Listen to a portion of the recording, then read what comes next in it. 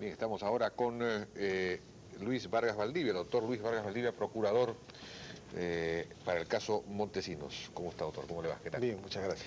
Brevemente, el asunto Gamarra, aprovechando que está usted acá, él sostiene que indebidamente está con orden de detención domiciliaria, que no ha cometido ningún delito, los $3.000, pues en fin, eso no es enriquecimiento ilícito. Usted lo ha escuchado. ¿Cuál es su punto de vista? Bueno, que en el curso del expediente y en las investigaciones judiciales han actuado una serie de elementos probatorios que a criterio de la Procuraduría demuestran y acreditan la comisión de los delitos. Él se encontraba primero con mandato de detención, estaba en un establecimiento penal, esto fue variado a una orden de arresto domiciliario. Él efectivamente ha solicitado ser excarcelado, quedar en libertad con comparecencia absoluta. Sin embargo, la vocal de instrucción ha considerado que eso no es así. Él tiene en todo caso expedito su derecho para interponer los recursos impugnatorios. Nosotros como Procuraduría estimamos que en el curso de la instrucción sí se ha acreditado la comisión de delitos. Este venero que le dio la plata no es el venero principal, sino el hermano, y además, efectivamente, como él dice, en ese momento nadie sabía que estaba vinculado a nada. No, pero él sabía que era el hermano de venero, pues si no le estaba entregando el dinero simplemente como una contribución graciosa. Además, del propio video queda claro que esto no es una contribución graciosa para la campaña, sino es un pago a cuenta por una determinada contraprestación. Además, al momento de los hechos, el señor Polo Gamarra era funcionario público, era congresista, y él recibe el dinero como congresista para incumplir un acto propio de su función, ¿cuál es la de fiscalizar? O sea, no solo es que haya recibido el dinero para desviar una investigación periodística, sino para incumplir una obligación propia de su cargo. Él, como congresista, tiene, entre otras funciones señaladas por la propia Constitución, la de fiscalización, no solo del Estado, sino en general de todas las personas que intervienen. Ya en ese entonces se hablaba y se tenía conocimiento de la intervención de los veneros en no solo manejo de la caja de pensión militar policial, sino en una serie de actividades. Correcto.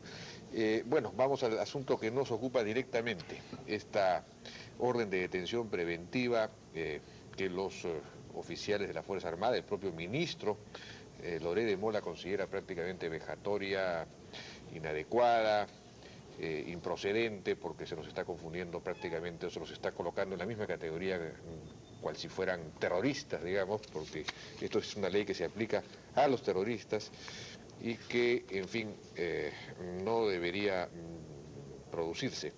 Y ustedes creo que han salido a defender esta orden de detención. Lo que hemos salido es a aclarar ante la opinión pública la situación actual de este proceso. Esta es una investigación que no surge de un momento a otro. No es una investigación que surja en los últimos días, ni en las últimas semanas, ni en los últimos meses.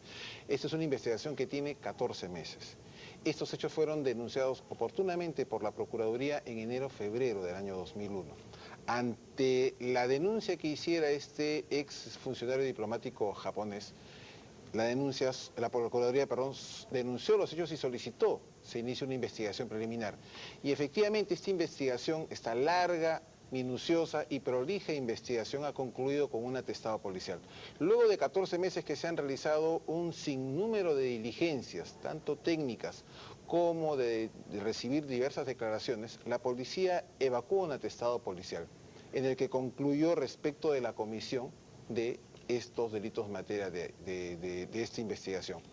Estas conclusiones y esta investigación fue ampliada por el señor fiscal provincial y es en mérito de los actuados policiales, de las pruebas recabadas, que él solicita se dicte por parte de la juez especial anticorrupción la medida cautelar preliminar de detención.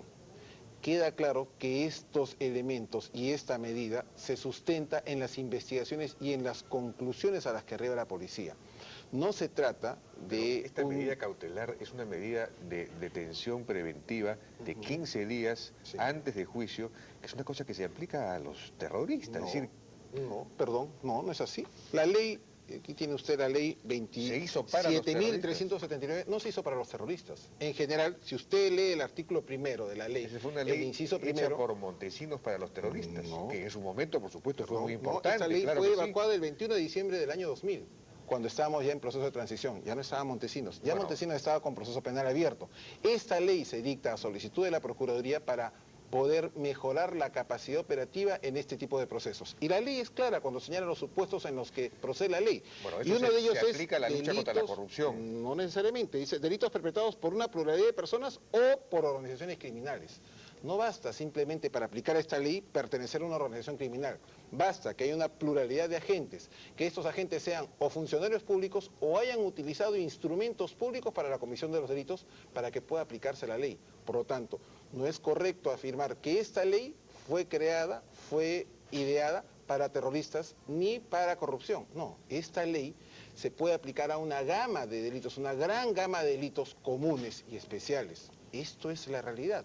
Por lo tanto, tanto la fiscal como el juez proceden a aplicar esta ley que no se encuentra en su redacción impedida para estos casos. Tan es así que en otros casos de violación de derechos humanos conocidos también por la Procuraduría, se ha solicitado y se ha dictado alguna medida cautelar preliminar. Esta acusación se basa en esta declaración inicial de este diplomático japonés. Ahora, los peruanos no tenemos por qué creerle mucho a los japoneses, ya después de la experiencia que hemos tenido, ¿no es cierto? Tiene toda la razón. Pero en el curso de la investigación policial, sobre todo, se ha recabado de elemento probatorio. Primero, elemento probatorio técnico que acreditaría que al menos 3 de los emerretistas fueron ejecutados o fueron victimados luego de que concluyó la operación. Hay que tener en cuenta, y esto es algo que hemos venido resaltando en el curso del día, lo que es materia de esta investigación no es el operativo Chavín de Huántar. Eso debe quedar perfectamente establecido. Los hechos que son materia de la investigación son hechos acontecidos cuando ya la operación había concluido. Y esto surge de la investigación policial. Lamentablemente yo no le puedo adelantar mayores elementos que se han establecido en el curso de las investigaciones. Yo tengo acá un informe de forense, precisamente, que es el que establece que los disparos en la cabeza, etcétera. Y yo leo estos argumentos y me parecen muy deleznables, ¿no? Dice que de igual manera la presencia... ¿Le parecería deleznable declaraciones de efectivos de la policía que señalan que entregaron con vida a un emerretista y luego este apareció muerto cuando la prensa recorrió los ambientes de la Embajada de Japón? Eso no le parecería a usted deleznable, ¿no es cierto? Pero y eso se ha actuado. Intentó alguna clase de evasión. Cuando ya había concluido el operativo, se encontraba ubicado en un inmueble distinto a la residencia de la Embajada de Japón. Fue identificado, fue detenido, fue enmarrocado y fue entregado a efectivos de la Fuerza Armada que lo regresaron a la Embajada de Japón y luego apareció muerto en esa famosa rueda que llevó el expresidente Fujimori mostrando el tema. Esos son temas como ese. Hay otros elementos probatorios que obran en la investigación y que han permitido sustentar esto. Aquí lo que figura son el hecho de que tengan balas en la cabeza, presencia de múltiples disparos en la cabeza en planos diferentes, no guardan relación con la intención de incapacitar a la víctima, puesto que una lesión perforante en la cabeza habría bastado para incapacitarla. Si asumimos que el primer disparo incapacitó a la víctima, los que siguieron tuvieron que ocurrir cuando esta ya se encontraba incapacitada, etcétera.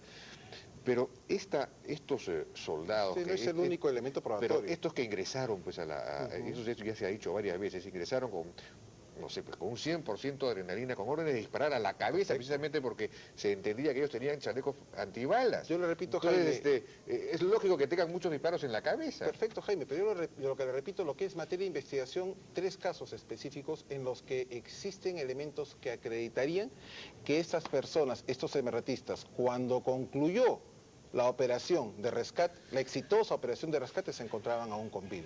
No obstante lo cual, aparecieron luego muertos. Lo que es materia de investigación no es el operativo. Los otros 11 efectivos emerretistas que fallecieron en el enfrentamiento no es materia de investigación. El operativo en sí no es materia de investigación. Nosotros hemos resaltado y hemos señalado en el curso del día que este operativo sigue siendo un operativo modelo y ejemplo, que nosotros respetamos y saludamos la intervención de los efectivos de la Fuerza Armada. Pero de los 140 comandos que han intervenido, solo 11 están involucrados en la investigación. Usted lo que está diciendo de los asesinos de la Fuerza Armada. Yo no estoy utilizando el término de asesinos. Pero yo lo que he dicho es que hay una investigación preliminar que debe ser llevada a cabo. La diferencia entre una democracia, Jaime, como usted muy bien sabe, y un gobierno barbárico, y un gobierno despótico como el que tuvimos hace poco... En ninguna democracia existe orden preventiva de 15 días sin juicio. ¿En qué democracia existe eso? Esta es una ley que tiene basamento constitucional. Si usted cree que la ley no es aplicable, pues el Tribunal Constitucional, que tiene ya ejecutores al respecto, hubiera derogado la norma. Le pregunto, ¿en qué democracia constitucional existe eso? Una democracia que sí. Esto no es invención nuestra. Esto es tomado de un modelo eurocontinental. Esto ¿Ah, sí? no es una invención nuestra. Modelo Como todas normas legales, esto es así. Pero Jaime, como yo le decía, la diferencia entre una democracia como la que queremos formar y un gobierno despótico como el que hemos salido es precisamente que en democracia estos excesos deben ser investigados, deben ser juzgados, deben ser Pero procesados. lo que estamos logrando Ese es el objetivo. Despertar la añoranza por ese Lo que gobierno queremos despótico. lograr, Jaime, es porque justicia. aquí lo que está ocurriendo es que ¿no? Se está Si convirtiendo, propone, las víctimas Jaime, se están convirtiendo en victimarios. No se están convirtiendo las víctimas en victimarios. Mejor dicho, los terroristas Jaime, ahora son las víctimas. Este es el mismo argumento, recuerda usted, que se utilizó para justificar la cantuta a Barrios Altos, para justificar la ley de amnistía. Eso no es un argumento válido, Jaime. El argumento válido es que debemos descubrir la verdad, debemos propugnar la verdad a través de medios legales, sin afectar el derecho de defensa de las partes, sin afectar los principios y las garantías. Cuando hay un crimen, el crimen debe ser investigado, sea quien fuera el autor. Eso no debe interesar. Lo que debe de propender la sociedad peruana es a conocer la verdad, a conocer los hechos tal como sucedieron. Esto en modo alguno implica, perdón Jaime, que a través de esta investigación se pretenda enlodar ni el operativo Chavín de Huántar, ni a los comandos que intervinieron. ¿Le parece que no se enloda? No se enloda, Jaime, porque lo que se debe hacer es de abstracción, de asombro. Perdón, Jaime. Debe tener usted un IQ de 200. Perdón, Jaime. Una capacidad Para de abstracción usted, increíble. entonces, la actuación de Hermosa, por ejemplo, ¿enlodaría también la Fuerza Armada? Esa conducta vergonzosa que tuvo como comandante general enloda al ejército peruano. Sí, pero por supuesto. Entonces, ¿cuál sería el problema de juzgar a esta persona? De seguir enlodando. No de seguir enlodando, sino de seguir juzgando y seguir buscando la verdad, Jaime. Lo que se debe buscar es la verdad. Pero en una situación de enfrentamiento de altísima adrenalina como esta, por supuesto, estas cosas... Perfecto, estoy de acuerdo con usted. En un enfrentamiento, lo que ocurre en un enfrentamiento es justificable por el enfrentamiento en sí. Lo que ocurre cuando termina un enfrentamiento deja de ser una baja de guerra y se convierte en otra cosa. Cuando se producen muertes o lesiones en un enfrentamiento, se presenta lo que se conoce como una baja de guerra. Cuando termina el enfrentamiento, deja de ser una baja de guerra. ¿Cuándo termina el enfrentamiento? Esa persona que ya está reducida, de repente tiene pues una granada escondida, de repente tiene algún arma escondida, de repente tiene cualquier cosa, usted no puede... Pero cuando ya está identificado, reducido y enmarrocado por las fuerzas del orden, ¿es posible afirmar eso, Jaime? No es posible afirmar eso. Hay un límite racional. ¿Está demostrado eso? Y eso aparece en las investigaciones. Por eso lo que hemos venido repitiendo en el curso del día es que no debemos lanzar conclusiones ni aseveraciones sin conocer los hechos. Si no conocemos los hechos, no debemos lanzar conclusiones alegres, porque nuestras conclusiones pueden basarse en acertos que no se condicen con la realidad. La realidad probatoria es otra. Lamentablemente, por imposición legal, yo no puedo señalar toda la actividad probatoria desarrollada en el curso de 14 meses. Esta ha sido una larga investigación policial. Este es un tema que es cierto, resulta desagradable para un gran sector de la colectividad. Pero Jaime, tenemos que buscar justicia. Nuestro objetivo es buscar justicia. ¿O cree usted que debemos cerrar los ojos en determinados casos y en otros mantenerlos abiertos? Yo lo único la justicia debe ser igual para todos. Bueno, no sé, en el momento en que el terrorismo vuelva a resurgir, que puede ocurrir, ¿cierto? La pregunta es...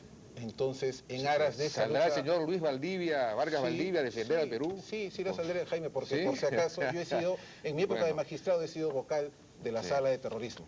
Por lo tanto, yo también he combatido el terrorismo. Y no he sido magistrado sin rostro. He sido magistrado que dio la cara para juzgar al terrorismo. Por lo tanto, tanto en esa época como en la actualidad, usted me verá a mí siempre defendiendo la ley sobre todo y la justicia. Porque lo que hay que defender es eso, Jaime, la ley y la justicia. Para esto no debemos de cerrar los ojos. La justicia no debe cerrarse los ojos.